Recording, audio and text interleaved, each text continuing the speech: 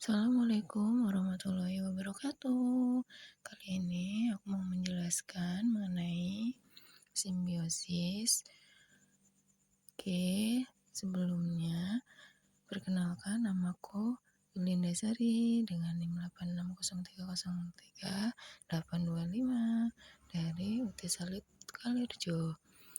Kali ini aku dapat tugas di mata kuliah praktikum IPDSD. Selamat menyaksikan. Apakah teman-teman sudah tahu apa itu simbiosis? Ya, hubungan yang terjalin antara dua makhluk hidup yang berbeda disebut simbiosis. Selanjutnya, mengapa sih kita harus belajar tentang simbiosis? Oke, karena simbiosis sangat penting dalam menjaga keseimbangan ekosistem. Jenis-jenis simbiosis dibagi menjadi 3, yaitu mutualisme, komensalisme, dan parasitisme. Kita bahas yuk. Yang pertama ada simbiosis mutualisme, yaitu saling menguntungkan. Dalam simbiosis mutualisme, kedua spesies memperoleh keuntungan dari hubungan tersebut. Contohnya adalah lebah dengan bunga, burung jalak dengan kerbau. Contoh simbiosis mutualisme yang ada di sekitarku adalah kencur dengan jamur mycorrhiza, yaitu jamur mycorrhiza menginfeksi akar kencur dan membentuk hifa eksternal yang meluas di dalam tanah. Hal ini meningkatkan kemampuan akar kencur untuk menyerap unsur hara, terutama fosfor yang penting bagi pertumbuhan tanaman. Yang selanjutnya ada semut rangrang dengan pohon jambu. Semut rangrang mendapatkan tempat tinggal yang aman untuk membuat sarang di pohon jambu, sementara pohon jambu dapat perlindungan dari hama pengganggu yang dimangsa oleh semut seperti kutu dan ulat daun. Selanjutnya adalah kupu-kupu dengan bunga. Kupu-kupu mendapatkan nektar atau makanan dari bunga, sementara bunga terbantu proses penyerbukan. Yang terakhir ada cacing dengan akar tanaman. Cacing bertindak sebagai pengurai bahan organik menjadi nutrisi, siap serap menggemburkan tanah untuk areasi akar dan membuat terowongan yang memudahkan akar tumbuh semakin dalam. Yang kedua ada simbiosis komensalisme, yaitu yang satu untung, yang satu santai. Simbiosis komensalisme adalah hubungan di mana satu organisme diuntungkan, sementara organisme lainnya tidak diuntungkan maupun dirugikan. Contohnya adalah ikan, remora, dan hiu, anggrek dengan pohon.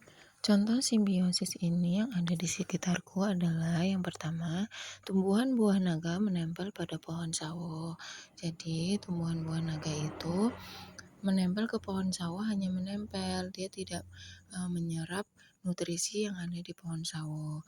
Yang selanjutnya adalah tanaman paku-pakuan yang menempel pada pohon sawit.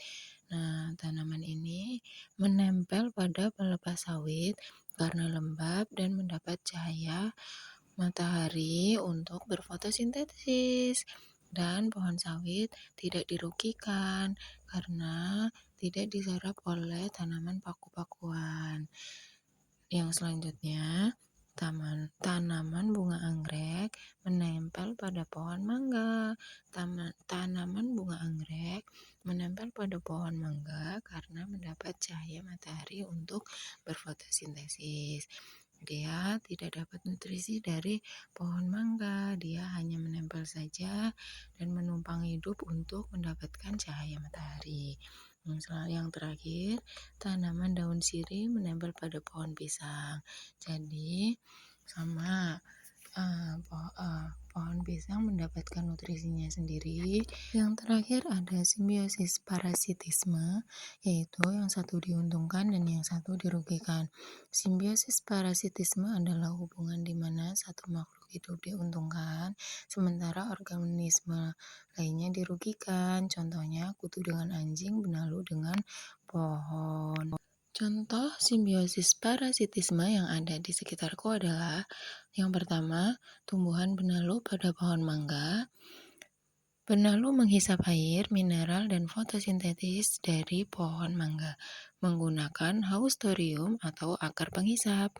Pohon mangga kekurangan nutrisi, mineral, tumbuhan terhambat dan bahkan mati. Yang selanjutnya, pohon alpukat dengan ulat. Ulat memakan daun alpukat dan buah alpukat untuk berkembang biak dan bertahan hidup. Alpukat menjadi layu, gundul, kering, dan mati. Yang selanjutnya, tanaman terong dengan rumput liar. Persaingan nutrisi, air, dan cahaya, rumput hidup subur, sedangkan tumbuhan terong akan berdaun kuning, layu, lama-kelamaan akan mati dan kering. Yang terakhir, nyamuk menghisap darah manusia.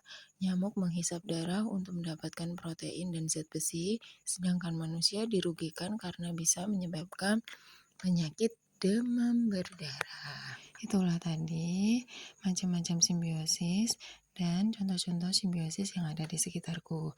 Kesimpulannya adalah simbiosis merupakan fenomena alam yang menarik dan rumit. Dengan mempelajari simbiosis, kita dapat lebih menghargai keanekaragaman hayati dan fungsi penting setiap makhluk hidup dalam ekosistem. Simbiosis juga mengajarkan kita tentang perlunya menjaga keseimbangan alam demi masa depan yang lebih baik. Sekian penjelasan dari aku. Semoga kalian semua yang menonton dapat menambah wawasan mengenai simbiosis. Sampai jumpa di video lainnya ya.